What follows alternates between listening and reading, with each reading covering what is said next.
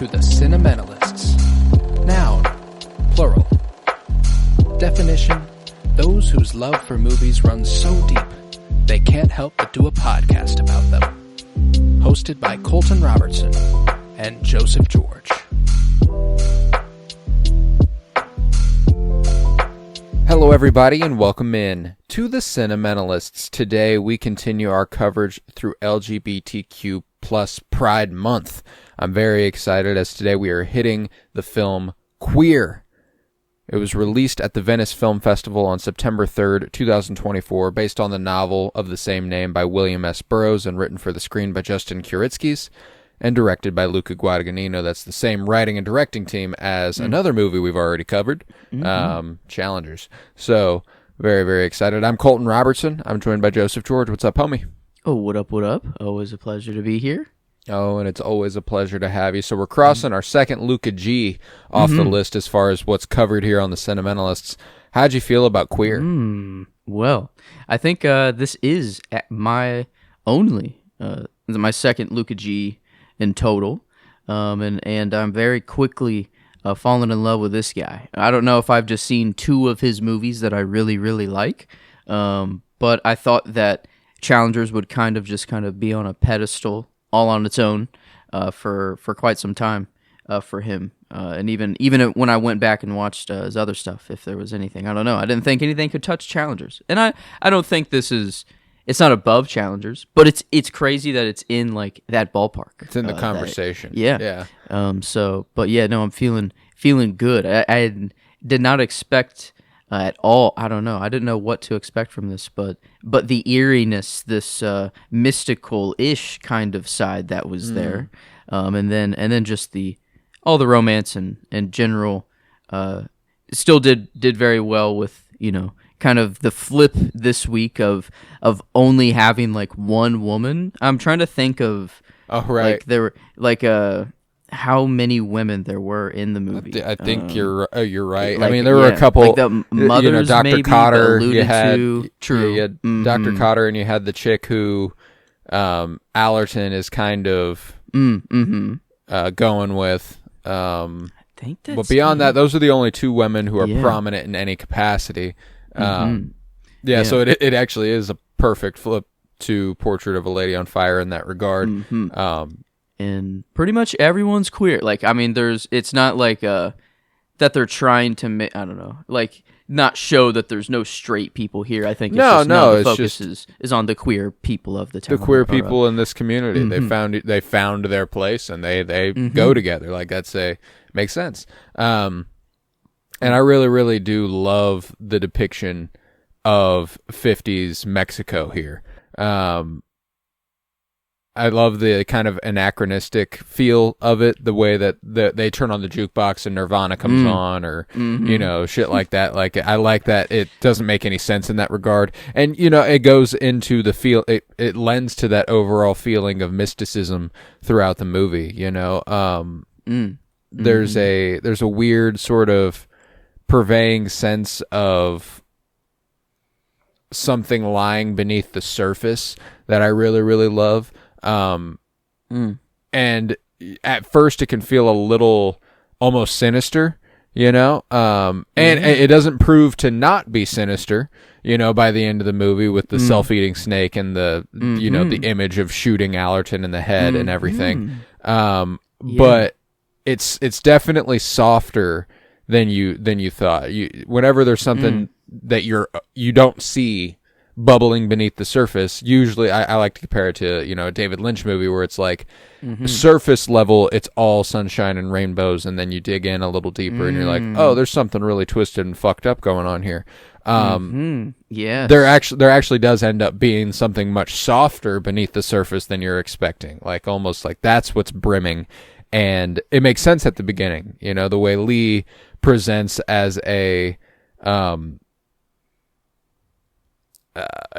he gets around, he's a lover. Yes. He likes to do his thing. He's it's a Lee family pervasion, they've always been perverts, as he says. And then Allerton comes along, and what begins to bubble beneath the surface is almost sentimentality, like realizing like, oh wait, I think I might really, really want to focus on this, and that's new. That's new for Lee, and I like that a lot. Yeah, he was. He's been Aki multiple times. Yeah. It feels like he was a regular over there. But then it was nice to see like the difference of just a normal kind of run of the mill interaction that he has, and then the one that does change things. The one that ended up doing things for him. Because I mean it.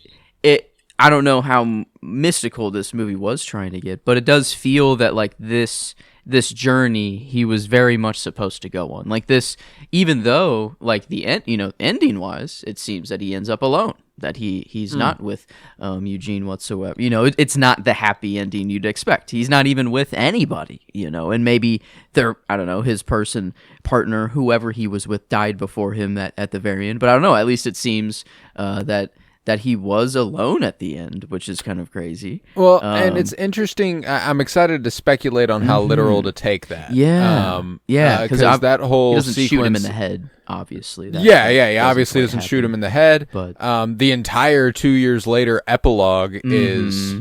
I mean, hard to tell what's real and what's fake. Like that's why, or imaginary almost. Because I like to think that. I like to think that there is a little bit less literal feeling going. Like it is more just the way he's thinking this maybe right now. Like it's a little bit of a fear, moment, Even if like he does die alone, at least he has this memory. Or it could be a fear. I guess a fear of what, that he'll never be able to move on. A fear that he'll never be able to move past what happened here. And I do think that there's the 2 years epilogue coming immediately after an ayahuasca trip does not help. It's like, what is it part of it? Is it not part of it? Is it literally 2 years later? I don't know. There's all sorts of feeling there. Does he, whenever he loses Allerton in the jungle, does he just go back and decide to see through the trip? Like is that there's all sorts of stuff there, and I don't want to think about it too literally or anything, but you are kind of right though. He does snap like from space or whatever back into the town or like wherever in Mexico he that falls he was in. out of the sky. I guess it could be very much still the journey he's going on. And I guess, I thought, I guess I was operating under that, like, once this split happened in the jungle, that they actually just separated. But no, the split was really weird, too. Like, it was like, why is he walking so fast? Or, like, why are they not trying to I don't know. They're in the middle of the jungle. They have to stick together, right? Or I don't know.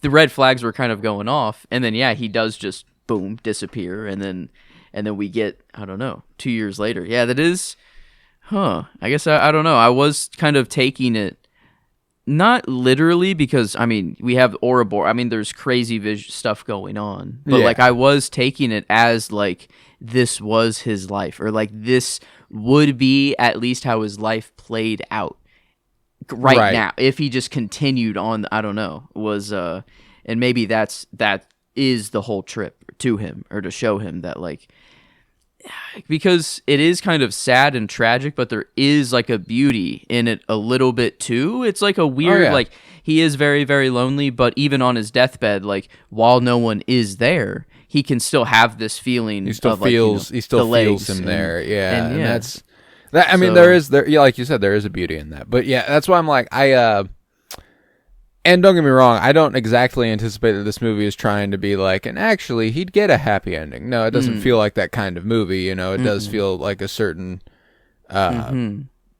sadness seeps through the cracks in this movie. One of the things that I immediately thought of as soon as this movie ended is that I want to double feature this with All of Us Strangers and get my soul just fucking wrecked. Just fuck me all the way up. I was thinking a La Chimera, but then I feel like it would La Chimera, like no offense to this movie, but La Chimera, I think, is this just kind of turned up a little bit more. Like it's at least with the mystical side and that, at least that part of the story. If I don't know, if they dove into the mystical side a bit more in this one, I think it could have been even more interesting. But yeah, that would be, I mean, a triple feature of La Chimera, All of Us Strangers, and this. Yeah, they are this kind of I don't know, very mystical, sad but beautiful-ish love story. Yeah, it's like this weird. You can pull beauty, I think, out of any love story that there is.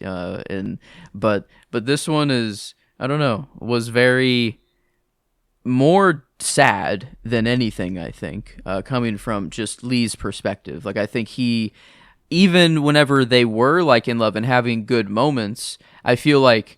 Even the small little, I don't know, like he was just talking about something, I don't even remember what, but then Eugene kind of just didn't really give him much of a reaction at all, or just kind of just, I don't know, didn't say anything. Man, he's kind of a man of few words, you know, I feel like, and then Lee was kind of like, oh, okay, whatever, that's fine, and then he went on this character, and it was like, oh, you know, and then made him laugh, and then it was all good, and so it's like, there are these back and forths, I feel like they do, of like showing that he is taken over by him, but then also he's like, is he the right person for me? I don't know. Like it was, I feel like even Lee was going back and forth while he was swooned completely over and taken by him. But yeah, no, and I do think that it's a fun opposition to Portrait of a Lady on Fire again, as you said at the top.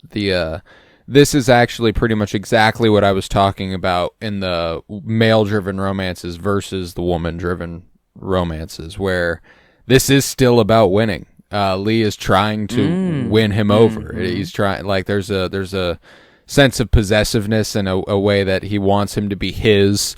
And there is no equality. There's never equality in this movie until they go on that ayahuasca trip together, and that ends up driving Allerton away.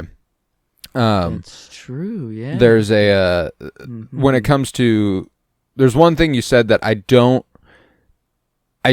not agree with, but there's I don't know how to say that exactly, because I'm with you in a regard. You said that even when they were in love,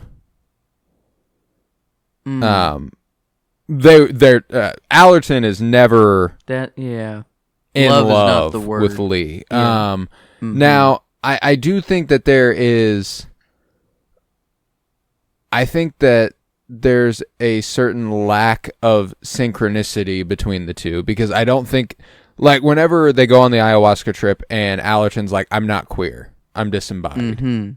You know, it's the opposite. It doesn't mean the same thing as when Lee said it during his heroin high. You know, Allerton means it. Yeah.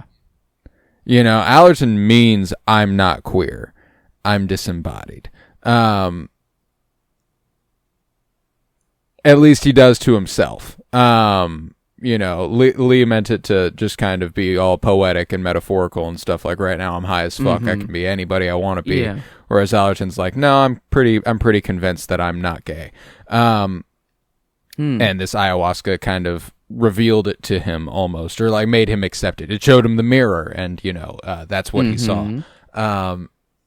So during it, I think that there's an element to Allerton that's obviously curious, obviously willing to explore, and I do think that there's something in him that wants to love Lee, and that's why he does all of this. That's why he goes with him. That's why he sleeps with him. That's why he goes to South America. You know, that's why he spends weeks with him, and knows who he is. He knows what he wants, and he's there the whole time. You know, like he heard about Lee. You know, he's been Aki before. You know, and I think that there's obviously something that draws him to Lee. That's why whenever, like, that's why I'm like, I half agree, half don't agree about the in love thing, because I'm wondering to completely disagree would call this unrequited love from Lee's perspective, and I don't think that's the case. I do think there's a little love there. It's just not the same kind of love. Because, yes, Lee is much more completely like taken over. He sees like a future, like he like I don't know, bro. You're right. He's trying to win. He is trying to take away, as Lee or Eugene even says, like his independence. Like, what do I lose? Who's trying my to take away independence. your independence? And so, but during the trip, I feel like Lee hears Eugene say that. Does Eugene actually say that? And maybe they're just so connected that he understands, and it's more of like it's finally the telepathy, but telepathy. But then they have they are one. They became like I don't know. They had a moment, and even I don't know, like after it's all over. Dr. Cotter's like, you should have seen you two last time. Mm-hmm. Like, you two were like, holy. Well, and I do think but I don't like. There's obviously something romantic here, but I don't know that it's strictly. It's not about. I don't know that that's about them being in love. More just that they finally understand each other in some regard. I don't think that. Like Lee just wants Eugene, and I feel like that's just kind of it, and he just kind of wants that, and that's all. But Eugene, I feel like he's just bi, or I don't think he's fully straight. I don't think he's not queer. I just don't think there is quite a label like for him, and that's why. I agree with that. Like the disembodied line, I feel like it makes like actual sense for him, while Lee was more. I feel like he is still. He knows he's queer, but he's still disembodied in the sense where he like hasn't found his true path, or I don't know. Right. He's I mean, obviously he's on drugs. Like, bro is not really doing the best. He's obviously like covering something up. I feel like I'm wondering who.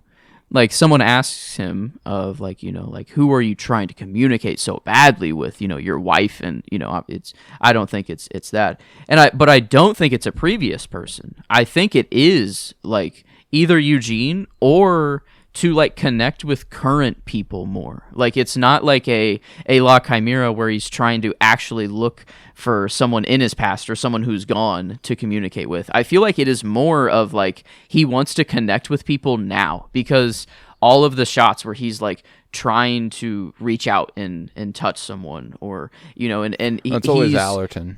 Mm-hmm.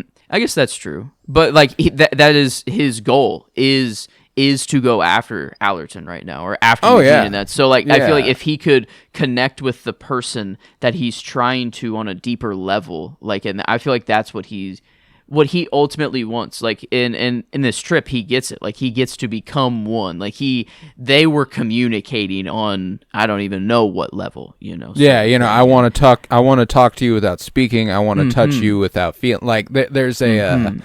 There's a lot there, and I think that you're absolutely right about it from Lee's point of view, and I do think that Lee's point of view is the main lens that this movie comes from, which is what makes Allerton such an elusive figure.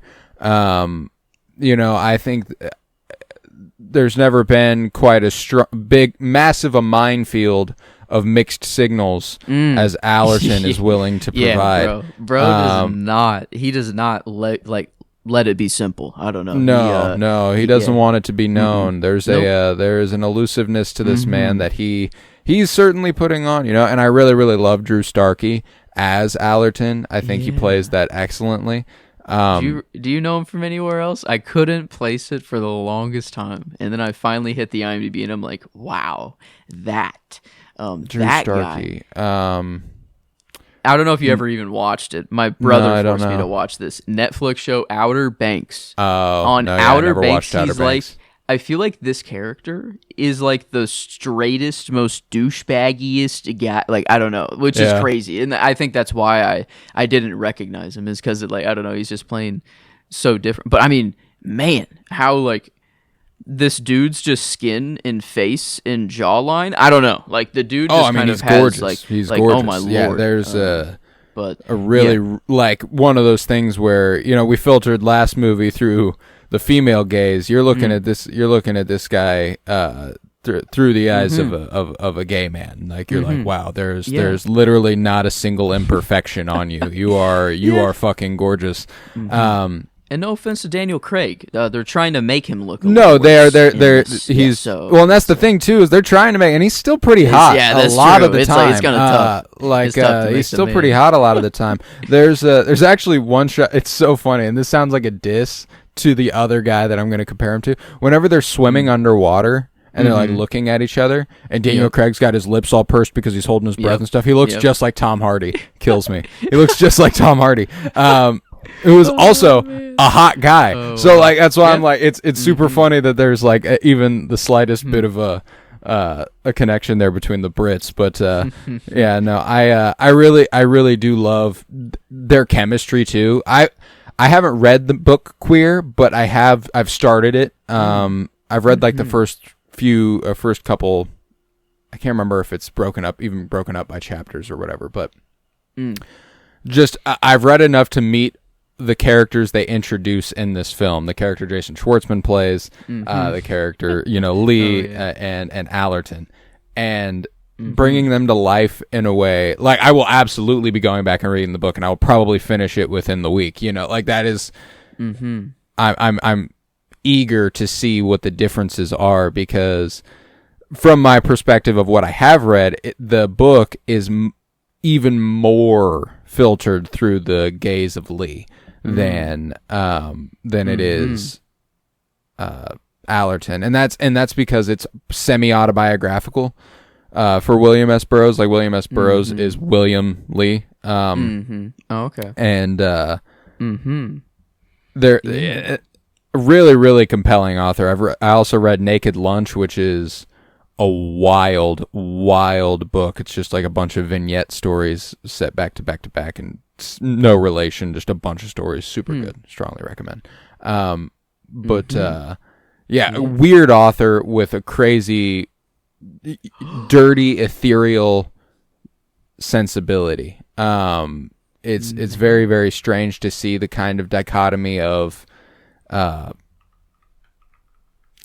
feelings at play. Like there's a grime and a dirt layer over something so containing multitudes. I think it's gorgeous. Yeah. Why was I getting like Last Picture Show, like a forgotten episode that'll never come out because of I have some mistake that I feel like some editing weird, but like a weird kind of this air of just complete sadness or just but then there's this weird like why am I actually happy or getting these good feelings from where? Like it's like I don't know where they're like coming from, but there are sweet moments here, like whenever they have their first date, whatever, and it's not going really the best. It's kind of awkward. I don't know. Like Eugene even throws up, and then it's all kind of bad. Well, and then it's really sweet immediately after. Like all like I love the imagery of Daniel Craig like running his hands over his ribs. I love that. I think that's a gorgeous depiction of their intimacy, because it allows. In this context, it allows Daniel Craig to fawn over him without him having to do much. Like there's a distance he's able to keep, and that kind of defines their relationship. And I think that's kind of an interesting way to depict it physically. It was kind of equal there. Like I would say up until the ayahuasca trip, it wasn't really equal. But like in that one moment where it's like Lee is he's just kind of going for lust, or bro is ready, bro's ready to go. But this was kind of like, okay, you know what? You need some comfort. I don't know. Like he was just kind of there with him in that moment. And that, so it was, I think, and maybe that's the journey that Lee was supposed to go. Maybe that's like what he's supposed to kind of realize is that, I don't know, he is still, I don't think the ownership or the taking away of independence was so like focused on as it was like in Portrait of a Lady on Fire, or how much like the man oppressed just the relationships and stuff. But no, here, not by any stretch. I think it is still here like a little bit, at least like with him saying, you're taking away my independence. Like, what am I gonna do? Like, because I mean, that's at least what what he loves right now. He's young. He's single, or I guess not. Yeah, single, kind of, or whatever. Just floating around, and just doing his thing. I love just. It is always so hot, and everyone's so sweaty, and everyone, I don't know. It's like, but then the linen clothes, like I don't know why. I just have the vibes are fucking immaculate. I want like, just a full linen outfit. Like I've always wanted given one. Moment, all of them look fucking great. The frame is fucking beautiful. Everything is gorgeous. The production design is outstanding. I'm pretty sure there's miniature work a few times with like the cars and the plane. A plane taking off? Yeah, that's the one I caught. At least the plane. There's one where there are cars, they're traveling in opposite directions. I think it's when they're going to South America. That it just struck me as a little strange looking, and I'm not sure if it was because they were fake cars or if because they were miniature cars. But when I saw the plane, I was like, oh, maybe they were miniatures. So I haven't gone back and looked at it. But there was one shot as well where it was kind of looking down a street, and I don't think that street was real. Like I think up until like just a certain point, and I don't know. It was a really cool. I don't know. I feel I can't. It wasn't miniature, but it maybe just like a matte painting facade, something. Right, and that's what I love about the aesthetic of this movie is whenever Daniel Craig goes, I mean, disembodied. He's outside of himself, and he's looking into the little version of the hotel, and he sees himself do all that stuff. Yeah, that's what the whole movie kind of feels like. You know what I'm saying? Like it does feel like it feels like a play set. It almost feels like the town that they're in, the ship ahoy and all of that stuff. Yeah.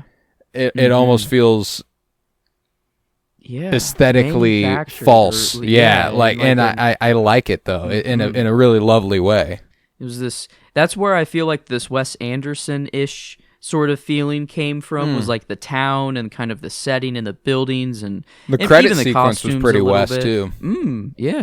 Yeah, that's, I don't know, there was a lot of still Wes. frame and just like stuff scattered about it, the glasses on the bed, the pages on the bed, the guns laid out and all that stuff. Like it's, I mean, I don't know, I felt so much Wes in here, a lot of Kubrick, as just for the eeriness and kind of, I don't know, and even the end, like it just felt. The end felt like Luca Guadagnino's 2001: A Space Odyssey. Like I was like, wait a fucking minute, we are doing. Yes, he is. I was like waiting for it. Like, he's being reborn and dying, and all that good stuff. There's a lot going on there, and I think that it's.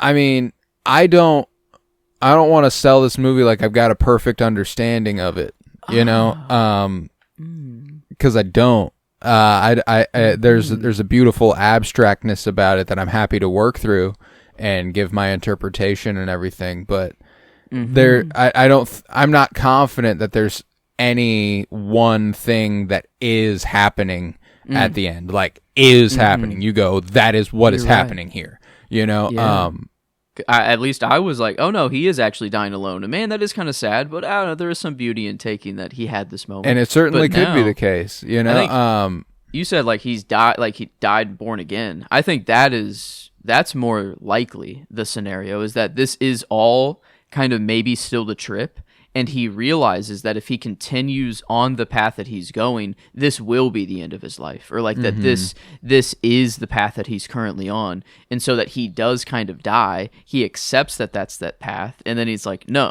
and then he continues on wherever from the end of the movie, but he's actually still back in South America. I don't know, and he actually never left. I feel like that's maybe the ending I want more. I feel like that's the happiest sort of ending that you can get, is like him actually kind of realizing, no, it is supposed to be more equal, or because he like makes like a contract up or whatever, like twice, 2-3 times a week. Is that fair? Valid? Is that acceptable terms? You do like it sometimes, though, don't you? Yeah.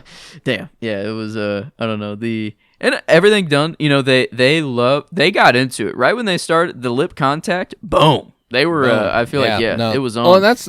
I really, really loved the sex scenes in this movie. I think that they were really, really delicately handled and crazy intimate. And, you know, speaking to the lack of equality in the relationship, I don't know that those might be the only moments when that's not felt. Really, strictly. Even though we do have the purveying sense of, you know, the contract hanging over their head and stuff, and it was a breach of contract. I'm sorry. I shouldn't have tried so fast after the last time. It's why is he's so Benoit Blanc even when he's not trying to be? I don't know. Yeah, like, he's just playing. Well, he's playing American, and there's only so much. There's only so many ways Daniel Craig's going to do that. I'll never be able to get Benoit Blanc, I think, out of my head. So this was just kind of like Benoit Blanc kind of. Well, Benoit Blanc is also like that's Benoit Blanc is a gay character also. So like there's nothing that. Nothing that really separates them aside from some characteristics and a time period, you know. They're different characters. But he's got that voice, and you just can't help but go, "It's an onion inside. It's a donut inside of a donut's hole." Oh man, yeah. I don't know. I guess it did hit me like kind of while watching. It's like, yeah, I remembered mostly Knives Out and stuff like that. But then just to be like, what's the actual actor's name who's playing Drew Starkey? To be him, to be like, well, I'm like making out with James Bond right now. You know, like to imagine, like to be like, I'm imagining, you know, he wanted to be an actor probably his whole life. He grew up, I don't know if he idolized James Bond, whatever, but just to be in the game and be like, yeah, no, I'm actually fucking James Bond on camera right now and it will be in time forever. Like, I don't know. That's kind of a crazy, just in real life. I've made it a little bit. There's that is cool. And I mean, Daniel Craig is a kind of a living legend. It's kind of astonishing how little I've seen him in because I've never watched his Bond movies. It's and if I did, that would like double or it would like double the amount of Daniel Craig movies I've seen. You know, I don't really recognize anything else that he's. I'm like, I really need to watch The Girl with the Dragon Tattoo. That's really high on my list. Okay, that's a Fincher one that I mean, I've heard just fantastic things about. Let's see. He's a stormtrooper in The Force Awakens? Yeah, that doesn't count. It's him and Tom Hardy, actually. Him and Tom Hardy have a scene together where they're side by side as stormtroopers. Okay. Wow, yeah, that doesn't count. But then, it would just be Knives Out and Glass Onion is the only thing that I know this man from. But yeah, it was. And again, I haven't even. I think I've seen the Bond, some of his films in passing, or just, I don't know, they were on the living room TV for some parts. But yeah, I couldn't tell you anything that happens in them whatsoever. But yeah, no, I guess so. The most I know him. Logan Lucky was the other one I've seen him in. That's a goodie. I like that one a lot. I guess, is he gay in that one too? I don't know. Because I guess, kind of crazy, the only thing I have actually seen him in, he's... You know what? He might gay. Be. Now that I think about it, he might be. Yeah? I guess I can't tell. Or I don't even know anything about Logan Lucky there. But is he Logan? Is he Mr. Logan? No. Logan... The Logans are played by Channing Tatum and Adam Driver. Oh, whoa. Channing Tatum. Oh, whoa. What kind of movie is that? It's a great movie, dude. I really... It's a heist movie. I love it. Okay. Interesting. Yeah, definitely one that's worth checking out. He's got the range, I guess. He's Bond, Benoit Blanc, and kind of a disheveled Benoit Blanc here. A little bit, but no. I don't want to try to headcanon the same world too much here, because this I don't think Benoit Blanc goes down. I don't know. This doesn't feel right for Benoit Blanc. Something had to go wrong. Some case went so horribly wrong. He's like, I gotta just go to Mexico. I'm going to Mexico. Live out my he gets hooked on heroin. That's true. That's all it takes. I really did love. I'm a big fan of drug movies. Regardless of if they're depicting them in a positive or negative light. Wolf of Wall Street, Trainspotting, usually negative. And this definitely continues that trend. I love the depiction of, disembodiment, there's nothing recreational about heroin. I loved that line, I love the way that he, when he turns to TV static. One of my favorite moments in the entire movie is that like minute and a half after he shoots up Well, and the whole build up to him shooting up, like him doing the whole process, shooting up, and then just sitting there. Very Wes, it felt like too. Yeah. There, a little bit, but yeah, it was I don't know. At first, I'm like, man, is he fucking doing this? Like, because it was so uncut. I'm like, man, he might just be fucking legitimate. Like, obviously, he's not shooting up heroin. No, on right, camera, right. Whatever. But like, I was like, I guess I don't know what chemical he heated up. Whatever. Yeah, how method are we going yeah, here? and, No, yeah, but no. To see him not actually like fall over, like I was expecting the classic kind of heroin trip or whatever. Well, and that's what makes you go, oh, he's been high the whole fucking movie. Yeah. This is bro's idol state. Like this is his. Like it's that moment that you go, oh wait, this is just what he's like. Yeah. He is always on heroin, which is not ideal. And I love the vulnerability of the withdrawal sequence. I think that's another time that he gets to surrender to Eugene further, He continues to be in his debt almost. Yep.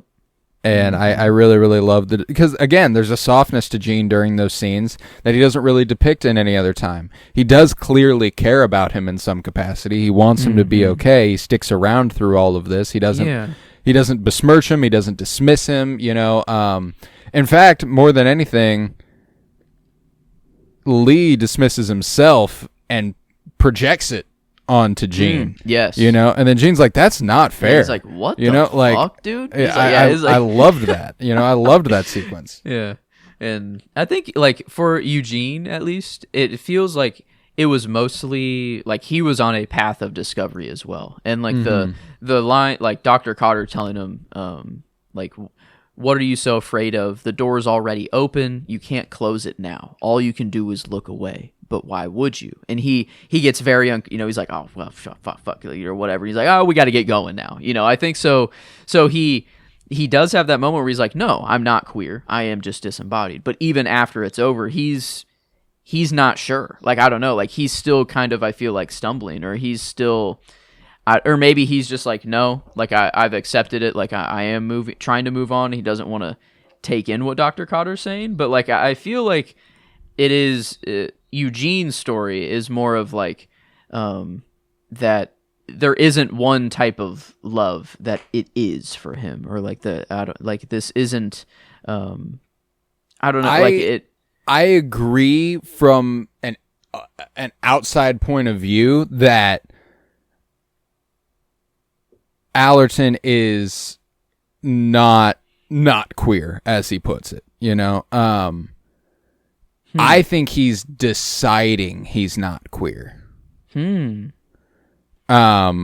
is I think Allerton's story is as sad, if not more sad, than Lee's. Because it feels like he is, like, he wants to actually be, because he's like trying to get Lee to take him to the Green Lanterns or whatever, and goes to the most flamboyantly gay guy in the bar and is like, hey, you take me, whatever. And I feel like this was just a way to get Lee to try to take him, but he never like made the move, sort of thing. So it was, I feel like the whole dynamic of the relationship for like Allerton, the reason he stayed with Lee was, I feel like he just wanted to, I don't know, like kind of have Lee to be his usher through this world a little bit. And he stuck with him even all through, South America, all through everything. So it's like, I think it is. I think I agree with you more now. Is like he is deciding himself. Like it's not like he's not listening. That's why I think that like the reason what Cotter says scares him is because he's already decided that what he wants. Like he the mirror was held up to him that one trip. He saw what he saw. He didn't like it, and he left. Like that was what the guy said. It's not a trip. It's a mirror. It will show you something, and you might not like it. And I think that's what happened to Allerton. Allerton leaves and Lee stays, and maybe that's because the end is, at least if I don't know, it might not be true, but Allerton is going back to South America, bringing someone else with him. So like at least that's what he's told from from Schwartzman, right? From like so. I don't like. Is that? I wonder. I'm pretty sure there's also a line where he said he was going like he was going to find you or something like that, and he said like, you never heard from him, or said he'd meet you there, or like he said like he's expecting you there. He never told you about it. So yeah, it's like, and if it's real or not, I don't know. It is interesting, but yeah, because it feels at least that Allerton is like he. And this could just be in Lee's head and thinking of what he wants Lee to do, or want Allerton to do. But like he did go back eventually, and he left immediately, but he's going back to finish the journey a little bit or something. Yeah, I don't know. But yeah, it's much more through Lee's like lens and through his life, like most of the movie. But like that's why Allerton's just really, really distant, and he doesn't say a whole lot, and you have to just, I don't know, it's piece a lot yourself of like what he's feeling. And so yeah, they never just explicitly say anything, and I like how, like, if this is Lynchian a little bit, I'm so game to watch his movies, so.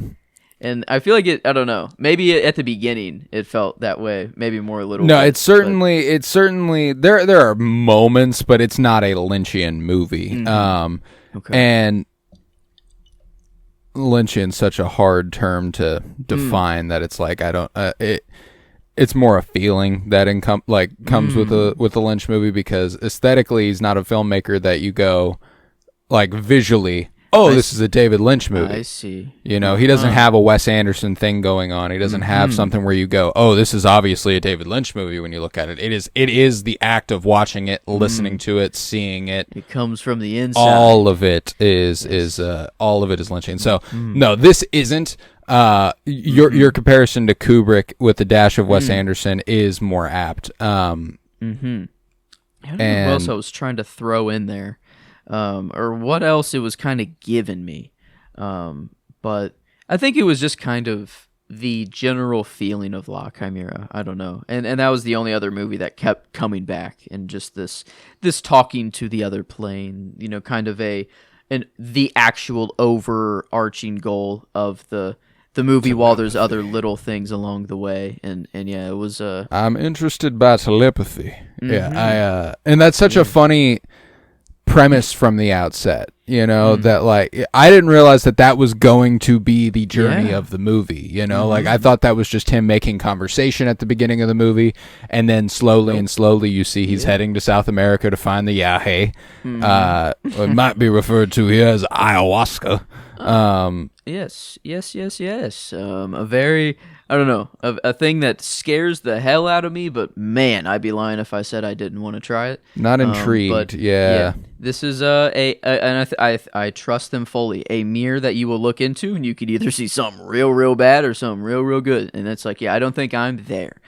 This is a White Lodge-esque, I feel like, thing. It's like you got to be fucking ready to get there. But yeah, this is I don't know, crazy whenever they're like, yeah, you tripped over it, on your way here. It's like, there it is, dude. It's all around us, yeah. It's this just root, or this. Do you feel anything? No, I think we just drank dirt and twigs, and they laugh, and then they vomit their hearts. There's my heart on the ground in front of me. Yeah, it's like, okay. I mean, goddamn, you got like, what the heck? Like, just a thing that grows can make you just have this. It's crazy. That's like insane. I just don't understand it, and there's too much unknown, and that's why I'm like, I don't even know how to even access. Do you have to actually go to South America, find someone like this, and like what the fuck is the process? I have no idea. At least in a developed country, it's like no, I feel like it's like a dark web sort of. It's like very just illegal. I don't know. But I don't even know that I'd want to engage in it in that capacity. I feel like it would almost be wrong to do it like in my apartment. Oh yes, I guess that's true. That does. I feel like I would like a shaman or someone to guide me through a little bit. Like I would like to be out in nature. I don't know. So it would be ideal to be in kind of, I guess, a somewhere in South America. Or, yeah. So I guess fair enough. But I don't know. That's I'm not in South America, and I don't know when I'll happen to be down there. I would have to really. But maybe I'll stop by Dr. Cotter's place. Yeah. See what's going on. It's quite the detour just for an ayahuasca trip, and I don't think. I don't know. At least I'm not to the point in my life where I'm like, I think I need an ayahuasca trip to help me through my drug I don't know, or like just my life. I need to figure things out here. It's more of just a pure curiosity of like, what the hell does this mean? I don't know. I'm also really fascinated by Allerton's willingness to go along with everything. I was surprised he was taking the trip too. I thought he was just there. I was too. Like whenever Lee's like, I'd be happy to try it, and so would he. And he's like, yep. He just like nods his head like, for sure, no doubt. Yeah. I was like, I thought that was going to be something where he's like, what'd you just sign me up for? And he's like, nope, I'm down. I'm ready for some ayahuasca. Let's do this. Yeah. And like I thought, Dr. Cotter at first was like, I don't know. It was hard to read her, as like, what are you here for? What are your intent? But then it's like, oh no, you did come to the right person, like you couldn't have found a better person to come to, and just waking him up with a fucking gun in his face and everything. It's so good. Man. Yeah, so that she was awesome.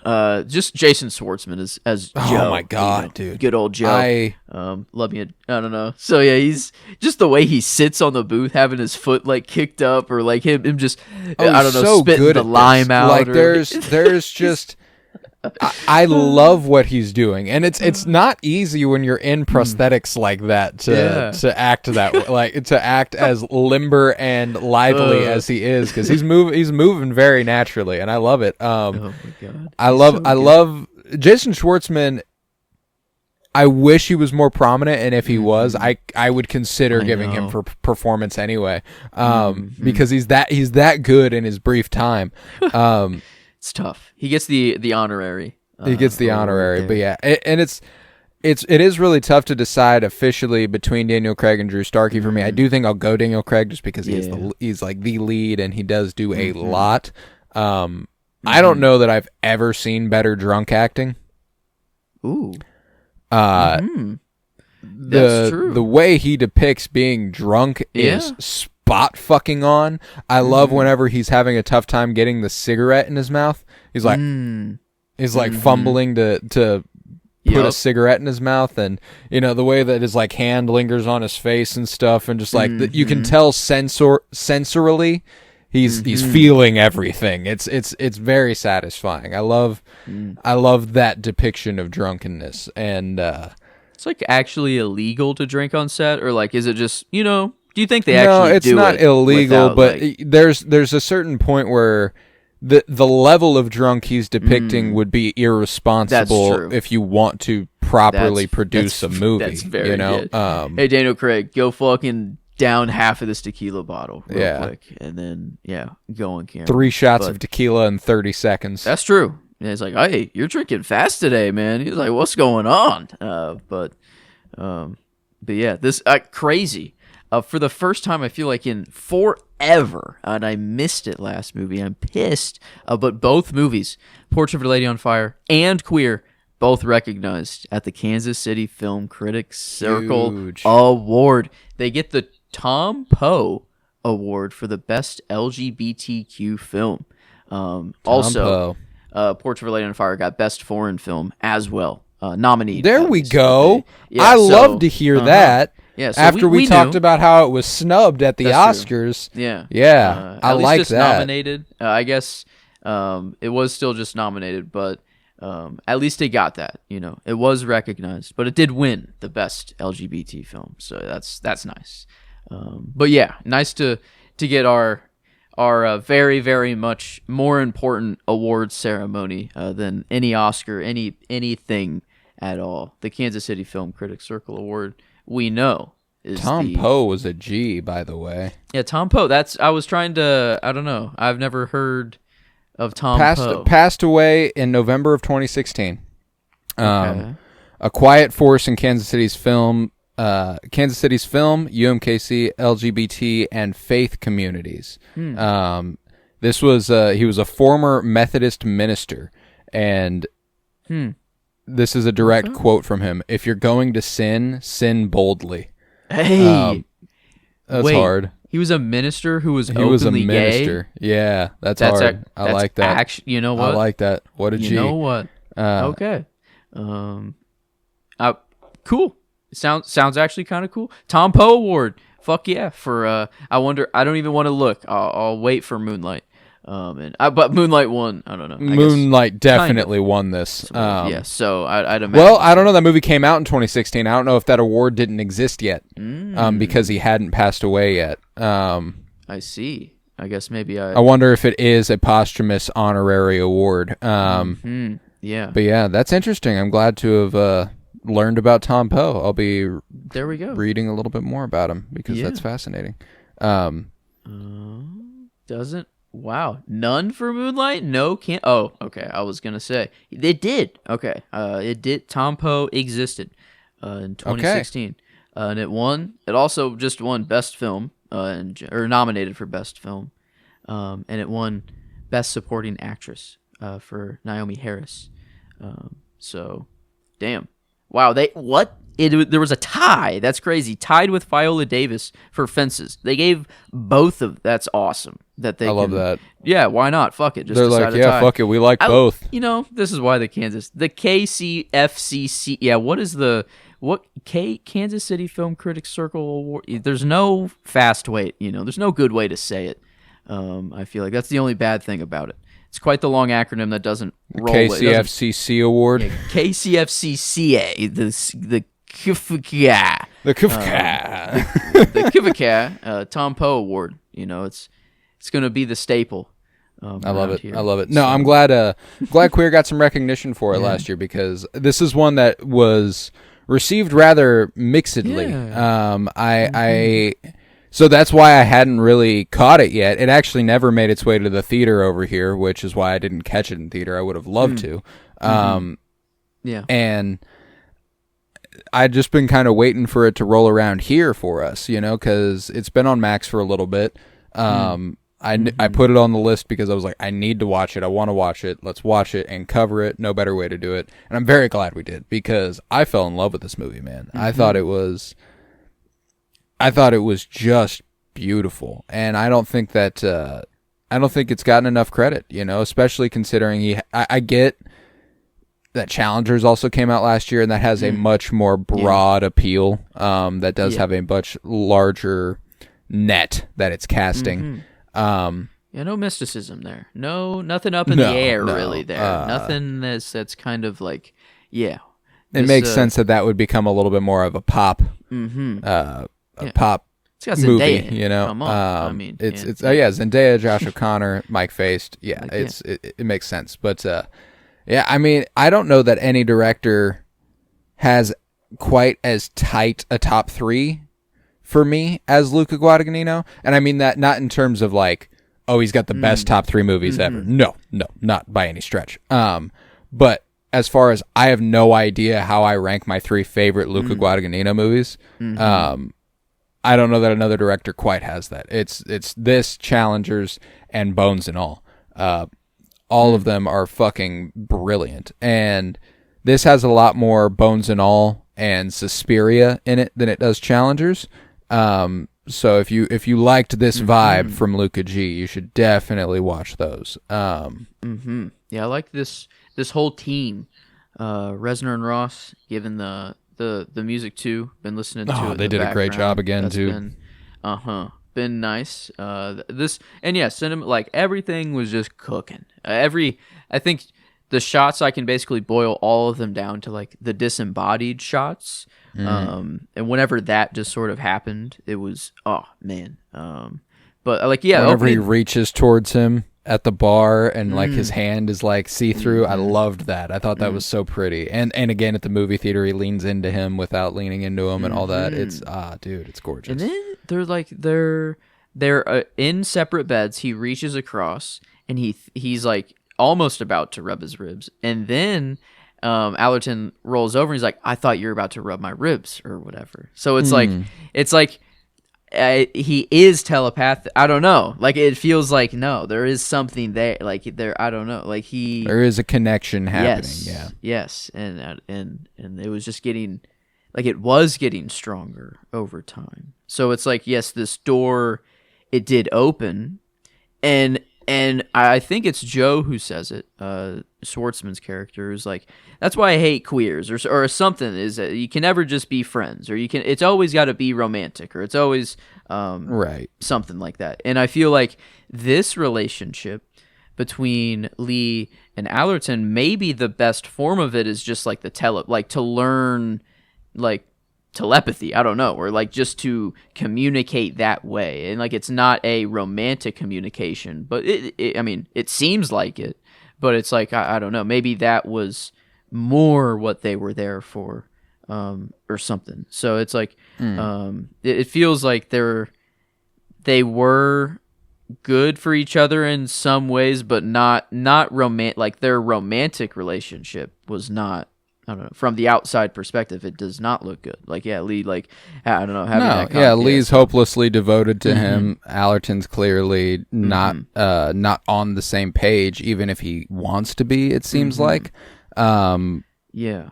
And I couldn't tell if it was like, I don't think it's a kink thing where he was like wanting to have Lee chase him more, or like no, I don't think that was the case either. I think it is just like I don't know. He doesn't quite know himself either. Yeah, I don't think he's playing hard to get. I think he's hard to get. Yeah. Like I don't think it's something he's putting on. I don't think it's something that he's trying to do to allure Lee. I think it's just the way he is, and I think that does draw Lee to him even more. There's he's kind of the embodiment of the fascination Lee has with understanding. With that telepathy. Like, I wish I could communicate without speaking. I wish I could just understand. And then there comes along this man who defies understanding. Like there is no getting it.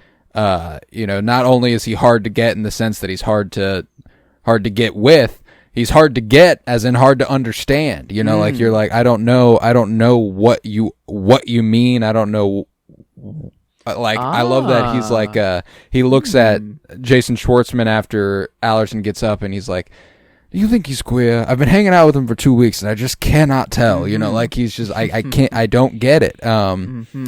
He's like, well, you could just ask. And he's like, no, God, no, fuck. It's, maybe that's the point is like, he's the hardest one to read. So it's the ultimate like telepathy, where it would matter the most. Where I think that's a big reason that Allerton has a massive appeal to Lee. And I think that the telepathy was something he already had a pre-existing interest in, and then this person comes along who is the perfect foil to it, and I think that draws him to it even more. Like that, whenever he gets really drunk and talks to him at the party, that's what he's saying. I want to talk to you without speaking. I want to feel you without touching you. Like there's like I don't. Allerton had like he worked for the newspaper or something like that, and he was a journalist a photojournalist on assignment. Why was there like a moment in which Lee was upset to hear that for some reason, or was that something else? There's some point whenever he says your job, and like and he does. He immediately lets it go. He's like, never mind. I think it's the possessiveness kind of coming out, like like kind of being like, no, your job's bullshit. Like, go to South America with me. Okay. I didn't know if maybe Allerton had an ulterior motive of gain. Like he was just there for the journalist side of it. I don't know that he will. I mean, he very well could have been, but I don't think he was. I'm pretty sure they don't leave for South America until after his journalistic assignment concludes. True. Yeah, he says it is ending. So, okay. Yeah, then I think because then yeah, it feels like Allerton is, I don't know, he might be like the character of the movie, which is kind of crazy. Is like, no, I think he is. I think he Yeah. is. He's just fascinating. And Lee, while I empathize and even, I almost feel sorry for Lee in a way. There's just kind of something, and I don't mean this in a negative way, because this is what vulnerability and love can do to a motherfucker. He's kind of pathetic, and I don't think that there's anything in this movie that's trying to make you go, oh, he's not. He kind of is. And ultimately, I think that makes him. It does make him a much more empathetic character. Also, like, you do feel for him and you do want to see him happier. It's like, but he's you also so go much older, and it's like he's so much older, and there's also this like, at a certain point, what are you still chasing him for? Yeah. Like, at a certain point, it stops being, and it never was, oh, he's a tease. He's never been a tease. Like, that's not the case. But, like, clearly this isn't going to work out. I don't know. Like, so at what point do you go, maybe you move on? This movie makes the clear statement that he never will. That's at least true. If he did die alone, he definitely still didn't move on, because that's the last thought he's thinking of. If he's having this trip to see that this will be his last thought, then he's like, damn, that will be me in my deathbed. So yeah, it's like, either way, he knows that he'll never be able to move on. And maybe, that's kind of the point of Portrait of a Lady on Fire, is that it kind of in the best way there, where again, it's like, an opposite way. Yeah, they had to move on, but they want to remember all of that. That's like, no, please remember all of that. And kind of, I don't know, flipped on its head here a little bit, where it's like he would maybe like to forget about it, but he can't, because it actually was, there were some nice parts. It changed his life, like he was a, for lack of a better term, a slut. Yeah. Bro got around. Out slut. Like, honestly, which is kind of, it's like, it's bad to, I don't know, but it's kind of the truth. The mirror, it is just what it is. Yeah. And Allerton comes along, and he all of a sudden has this, infatuation that he can't shake. And, he dedicates 2 weeks to him before he tries anything, which is clearly longer than is typical. I love the opening sequence of this movie where he's bouncing from bar to bar, or hitting on people and stuff. Like, it's awesome. It's a great sequence. And I love whenever he invites him back to his apartment for the first time. Why don't we go back to my apartment? And like they get there, and he keeps hinting. He's like, why don't I show you the whole abode? And he shows him the bedroom. And again, there's that moment whenever he opens the door to the bedroom where Drew Starkey just kind of sits there, and then he sets his drink down and gets up and walks into the bedroom and sits on the bed. And you're like, okay, that's a sign. That's a signal. And then that's why I'm like, it's fascinating that there is such an ambiguity about Allerton. And I love that this movie makes it clear that the reason there's an ambiguity is because he doesn't even know himself, it's like he's deciding it in the moment. Like, I don't know, he's like actively thinking about it, and he's like, oh, well, okay, why not? Why not? And I think that there's I'll show you the bedroom, and he's honestly looking at him kind of pissed. He's like, wow, he looks annoyed. There's a certain annoyance that Allerton is depicted with a lot of the time, and I think that there's I really, really enjoy that Allerton is on a journey of self-discovery while Lee is on a journey trying to discover him also. And there's kind of this point where Lee will never have the access because Allerton will never let him in. Lee, I don't know. Lee's just got some, I don't know, he, during that apartment scene too, he like walked over, saw all of his heroin, all the spoon, all all that stuff. And he's like, oh, okay, whatever. And he's seeing just his apartment. You know, like Lee's like, oh no, you never take people back to your apartment. Yeah, know, your problem is that you or took them back to your whatever. It's like, apartment. Yeah. and then but doing exactly that. The you watch know, I don't mind, not even the radio. But it hurts to lose those boots. I love man, yeah, wearing like it. the Jesus sandals and Yeah. like kind of showing them off though. Like he's just laying in the windowsill. Like oh man, yeah, he was notes so of Darjeeling Limited coming through there. Him laying on the windowsill in that yellow robe in Darjeeling. Similar shot there. But okay, yeah, there you go. Yeah, I love Jason Schwartzman though, so I'm always going to be a sucker for him, and he does just an incredible job here. But yeah, I loved it. I loved it a lot more than I thought I was going to. I thought it was, just crushingly beautiful, man. I thought it was ethereal in both sight and sound. I thought it sounded brilliant. I think it's an overlooked part of a lot of movies, and it's something I don't notice I love unless I love it, you know. Like if I don't love the sound in a movie, it's not like I'm like, oh, the sound was bad, I just don't notice it. When I do notice it, I'm like, oh my god, I fucking love this, you know. The polar opposites as well, going from not a lot of music whatsoever, barely used. Oh, to tons of music here. Yeah, I loved it. Good. I loved the music in this one. Come as you are, kicking off with the Nirvana a little bit. Marigold. Oh man, yeah, I can't. Is Reznor and Ross? Reznor. Reznor. I want to say Rensler for Tron. Right. I'm making too many connections in the brain at one time. But no, yeah, this is a team that I don't know, just make. They don't even have, like, I guess it is just gay movies. Yeah, I don't know. Just this and Challengers. Queer film. Just keep it going. Sayambu Mukti Pram as the cinematographer, both this and Challengers. Justin Kuritsky's as the writer, both this and Challengers. Luca G as the director, both this and Challengers. Reznor and Ross. Yeah. Composer, both this and Challengers. I'm pretty sure the editor's the same, too. Damn. I mean, why not? You know, if it ain't they were like, let's go make a couple movies this year. How about it? Yep. And I hope they got more cooking.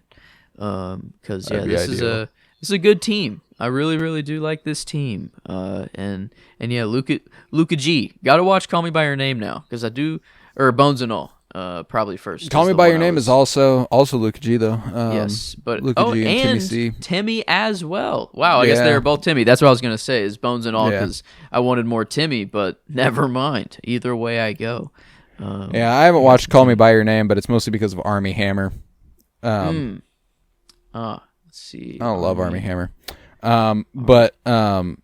This guy. The cannibal guy? The cannibal is guy. That God, that's crazy. Every time he comes back around, it's like they add the cannibal. You're like, that's what, the cannibal guy? Crazy. That is insane. No, it's bizarre. Wow. Social but Network, so like Yacht Club, I will watch it eventually because I love Timothée Chalamet and I love Luca Guadagnino. Yeah. Damn. So like it's something that I will get around to, but I just haven't done it yet. Eesh. Yeah, what a thing just to have on a movie, or just I don't know, anything he's in. Well, it's got Armie Hammer though. Yeah, it's one of those. But yeah, man, I don't have much else to say about Queer. I loved it. I thought it was a beautiful movie. One of those alluring films that if it hadn't been so late when I finished it, I probably would have just ran it back. That's a couple movies in a row that I felt that way, and I haven't felt that way in a while. So different feelings. Yeah, that's for Portrait of a Lady on Fire is run it back and feel, I don't know, feel comfy. Good. Yeah, comfy, but this is like run it back to, I gotta know a little bit more. I don't know. I gotta figure things out still a little bit. Or like, and there are a lot of people who I like, who I frankly agree with most of the time and trust, and I love their takes and stuff. And you know, one of the people on my letterbox, one of my mutuals, said that this movie doesn't really say anything, even though it feels like it's trying to. And I don't entirely disagree with that. But it didn't negatively impact the movie for me the way it negatively impacted her. You know, like it, I kind of liked how meandering it was and kind of how internal a lot of it is. There's not a lot of, it doesn't really feel like it's trying to say something about society or anything like that. No. It just is a depiction of these characters doing their thing, and I think it ends up paying off big time as a character piece. Yeah. If anything, an ayahuasca push of like, yeah, the Russians and Americans are using it for experiments. What the fuck does that mean? Which is crazy enough. I mean, we have people that are on hour-long extended trips of ayahuasca. So it's like, and we are mapping out that realm or whatever. It's like, wait, what the fuck? What does that mean? So it's it's like, it's more, that's why I'm just like deeply curious, as it's a whole world that I don't know, that is like untapped, I feel like. But yeah, I'll have the people who are hour-long trip sounds god awful. I don't know. Like, that just sounds, I can't even imagine how long that feels. Oh my lord. Like, yeah, that's like, I feel like you could get trapped. Like, this is a thing that I feel like we don't understand at all, and is like, I don't know. The people who say like, yeah, I lived a whole life as an inanimate object or whatever, and then I came back finally 90 years later, and it's like, no. I don't even want No. I don't want that. So yeah, but no. Yeah, I guess it doesn't. I mean, what does Talladega Nights say? What does Dumb and Dumber say? What is all the, movies don't have to say anything. It's just because this one's more artful or more beautiful that you want it to say something, I guess. But it's like, I feel like even, it doesn't have to have like a theme that hits you right in the face. It's more of like, I don't know, it gets you to think of just relationships, what they mean, doors opening, doors closing. I think like that's enough. I like I tend to agree. Yeah, that's why I'm like, I really, really loved it, man. I thought it was beautiful, and I think that this was the only blind spot I had, and beyond, like, now we're 5 for 5. I can guarantee you these are all fucking fantastic movies, and that's good month. Yeah, we're looking at some fucking bangers here, and at least 3 Tom Poe award winners, 4 it sounds like with Moonlight. That's true. Yes, this is and I guess so. I don't know. In the background, I can check the others. Well, The Handmaiden's the only other one, and it was the same year as Moonlight, so it can't be. I see. Dang it. So okay. Well, that's sad. But maybe it won something else in the Kansas City, the Kafka, or however we'll say that. But yeah, it won Best Foreign Film, The Handmaiden. There you are. So there we go. Look at that. Yeah. So we're still there. Yeah, we're coming up. Kansas City Film Critics Circle Awards over here for the month. But yeah, no, I loved it, and I look forward to Moonlight, and I Saw the TV Glow next week, baby. I'm very, very excited. But I'll do the plugs real quick. If you will, go ahead, like and subscribe wherever you might be listening. Leave a 5-star rate and review, and download the episode. That would be a huge help. May was a great month, one of our best yet. I would like if June is even better, so keep on downloading. That'd be awesome. I would appreciate it greatly. You can check out our other podcast, Fire Pod with me, a Twin Peaks podcast. We are doing a Twin Peaks watch through friendly for the first time viewer and the rewatcher alike. I'm the rewatcher and Joe is the first time viewer. If you have never seen Twin Peaks, it's the show for you, and if you have seen Twin Peaks, even easier yet. Just make sure you watch it with us. That'd be a lot of fun. So yeah, Twin Peaks, Fire Pod with me. We're into season 2 now, and it's a lot of fun. So check that out. We've also got Geek with me. It's our nerd shit podcast, Star Wars, fantasy, sci-fi, all that good stuff. We're making sure to update that as frequently as we want to, really, every couple weeks or so, and it's going well. So I'm excited with that. Check that out, and yeah, like I said, come back next week for Moonlight, and I Saw the TV Glow. But let's go ahead and rate this film. How are we feeling? So, I was right last night. It did earn the 5-star treatment, and then I don't know. I had the La Chimera comparison, which is a 5-star. La Chimera, yes, 5.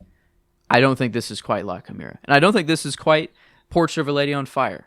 I agree. So I removed the 5, so it's not quite there. But I think it was there at one point, you know. So like it was so different. It was so, or I don't know, it was unique enough where I could still be like, oh no, I'm feeling Wes Anderson, Kubrick, and La Chimera, all these things, but it's like, no, I'm having to throw a lot into the pot to make this up. It's not like I can be like, oh yeah, this is just like La Chimera. It's not. It's not just like Wes. It's not just like Kubrick either. So it's like I don't know. It is very.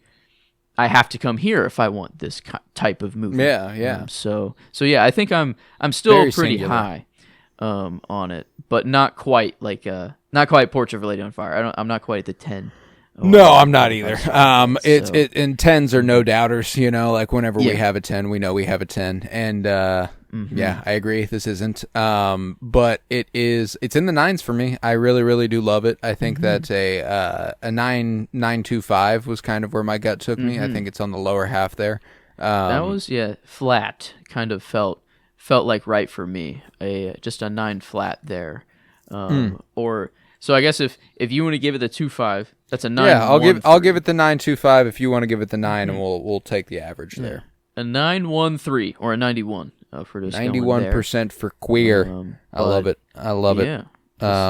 A good. I don't know. Just for number 2. Yeah, we're starting off damn hot, and then Moonlight. I've just heard the most about this one. Still Yeah, I knowing mean, it was nothing the best about picture winner, and best supporting actor winner. It's a lot. It's a lot of great stuff. So I do look forward to Moonlight on Juneteenth next week, and I saw the TV Glow on Friday next week. Very, very excited. We got those coming on back-to-back days, so go ahead and be ready for those. That's why you should subscribe wherever you're listening, download wherever you're listening, and just stick with us in general. But I think with that we can conclude this episode of The Cinementalists. I was Colton Robertson. I was joined by Joseph George. Thank you very much, homie. Oh, thank you for having me. It's always a pleasure to be here, homie. Oh, and it's always a pleasure to have you. And remember, I'm disembodied.